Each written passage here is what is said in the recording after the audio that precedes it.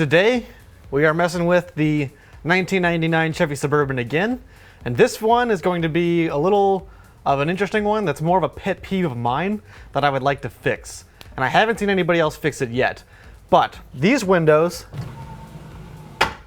only go down halfway. Now, in the Tahoes of the same body style, the same year or model, the windows only go down halfway because the wheel well of the car intersects with the rear passenger door. So the window can't go down all the way, it's not physically possible. But in the Suburban, it's just so much longer that the wheel well doesn't come anywhere near the door. So the fact that it only rolls down halfway, in my opinion, is completely pointless. And so my guess is that if we take this door apart, it should be trivial to get this window to roll down all the way. Hopefully we don't need to take the whole door off, so I'm gonna start by just removing this panel, and then I guess we'll see from there. So let's jump right into getting this panel off the door. First thing I'm gonna do is remove these two screws up here. They are already, they're okay. In this particular car, they're not tight at all. Yours might be tight and might be also really rusty. Normally these will be screwed into the car, and for some reason on mine they're not.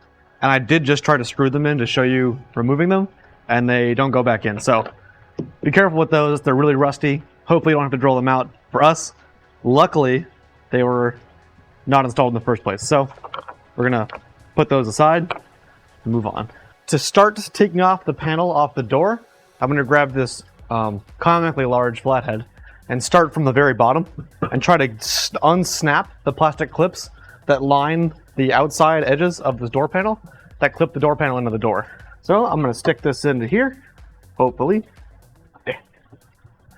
That, and then hopefully gently pry up. Perfect. Now that we got some loose on the bottom, it should be way easier to just grab it from the bottom and unsnap the rest around the edges.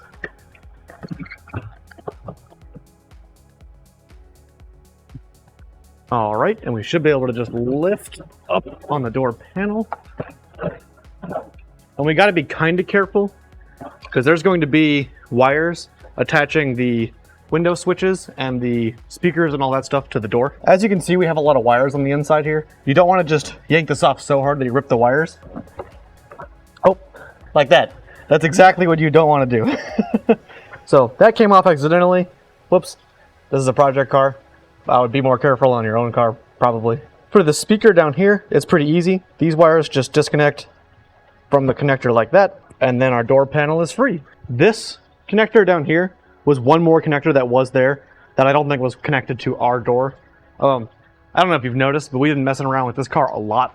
So there's a lot of places that aren't where they should be and aren't where they are from the factory. So we can be a little more hasty with this one. So we have this hole here, and we can kind of see what might be stopping our window, but unfortunately there's no way to get farther into the door than we've already gotten, unless we start cutting things. So that's exactly what we're gonna do. We're gonna peel this plastic off, and then we're gonna start cutting bigger and bigger pieces of metal out of this door until we can definitely get this window to move. My whole goal here is to get this window to roll down all the way, and at least figure out if it's possible or not. So we're gonna get all this plastic off so we can kind of see what we're doing better. All right, so the way that the door latch works here is it's connected to a piece of metal that runs through the door out to this latch here. So when we're cutting things, we do need to make sure that we only go shallow or deep enough so that we don't start cutting the actual way the door operates. And we also want to make sure that we don't cut farther out than like this area, because then when we put the door panel back on, we won't be able to cover our cuts. So I'm gonna just begin cutting and see where it takes us.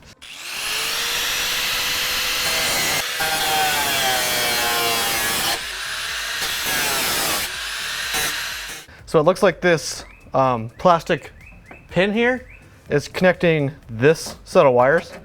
So we need to undo that. This should be pretty easy to undo. We just use some pliers, pop it out.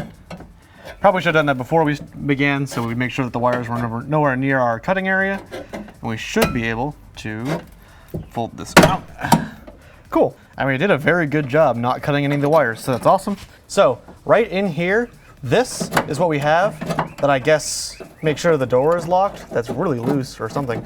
or maybe it's the window motor, I don't know. This component inside the door is actually what's stopping us. So as you can see, as I roll down the window, it just hits this. So as you can see, we're hitting this object like perfectly. And even as I hold down the window button, you can see we're just forcing it. So I just put it out of the way.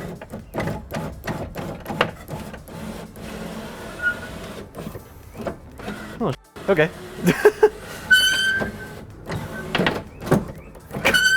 Interesting. Zip ties. Yeah. Okay. So this thing here, I think it's the actuator for the door locks. Not 100% sure, but it's very loose in here, and we can actually rotate this up out of the way. Like if it's in this position, we can actually have the window go past it, and there we go. The window goes down the entire way. It almost works too well, almost like that is not like that from the factory, and maybe it fell down at some point. But both doors in this Suburban do this, and it is exactly how the doors work on the Tahoes and whatever other car Chevy makes that has back doors. But with that rotated up, if we roll our window back up, it just falls back down and stops our window again. So we need to find a way to secure that in place up out of the way. So we're going to use one of the greatest tools known to man, zip ties. But to use zip ties here, we only have one hole on this side, which means we got to make another hole on the other side for the zip ties. So let's just drill that hole. Yeah, and here-ish looks good. Put it through the hole, grab it out the other hole, zip ties around it, and moment of truth. Perfect. Fantastic. That was definitely worth cutting a hole in the door. All right, awesome. So all we need to do now is get our panel back on. Hopefully we can reconnect these buttons. So this rocker sits up there like this. So this is the window down button and the window up button. It might be backwards, but that's the idea. So we just need to get that reattached to our buttons and reattach our speaker and our little reflector light thing. For cutting zip ties, I prefer to use my tin snips. Not really, but they were what was closest. So these white plastic pieces, it looks like most of them came out just fine. The only one that didn't was this one down here. This one did break. These are something that you can get at basically any auto parts store. They'll have containers of them for both these pieces and the pieces that are in the doors. And yeah, so they're really easy to replace if you break them. So that's why you can kind of yank on them when you're getting them out. The button facing upwards with the door in this position is to roll the window up, and then down is the window down. So this button is rolling it down, which means we need to rotate it like this, and then try to get it to snap back into this plastic piece. Now I won't be able to see this myself, so it's almost going to be impossible to show it on camera. So I'm just gonna try to get that in there. And there we go. Our buttons work great. So now we're holding the door up like this. This weather trim has like a bottom lip on it that wants to sit between the window and the door. So we're gonna push that up into the window first and slide it down onto the door. Let's see if I can get that better. Oh, perfect, just like that. And it should just be hanging by just that one part. And now our snaps should be lined up. So we should be able to go back around the door and snap in all of our snaps. The snaps are really, really easy. They just line them up with the holes, push them in. Start from the top first and then go down, just like that. Boom, and that side's good to go. This might be a good time to replace those screws that you took out up here because they're probably rusty. So what I'm gonna do is put them right back so that it's the next person's problem. Yeah, and that was it. It was actually way easier than I thought it was going to be. I figured this would be a way longer video, but it turns out it's real easy if you're willing to cut holes in the door.